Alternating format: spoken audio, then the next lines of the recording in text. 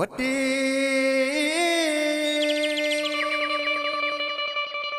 วัดดีเสียงนี้มีเงาตั้งเราเตะเป่งกัน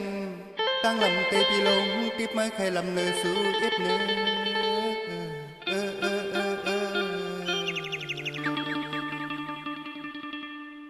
วัดดีสเจโลทุนสาวหนุ่มก็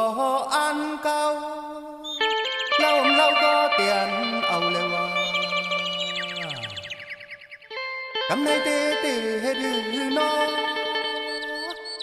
นางไว้นางพอนางเอาเตไว้พองเมืองเป็งนี้เพราะว่าเลยกินข้าวแล้วไว้จอมตาจึงว่ามีไผเที่ยวเบิ่นเพียวเบิ่นตีนให้ตกตางเบิ่นเพียวเบิ่นตีนเขตกตางยัง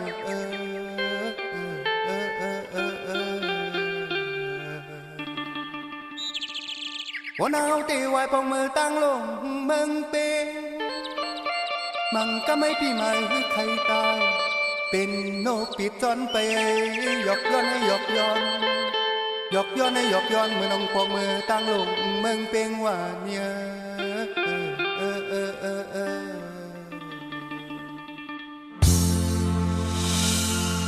น้องสาวอ่อนแม่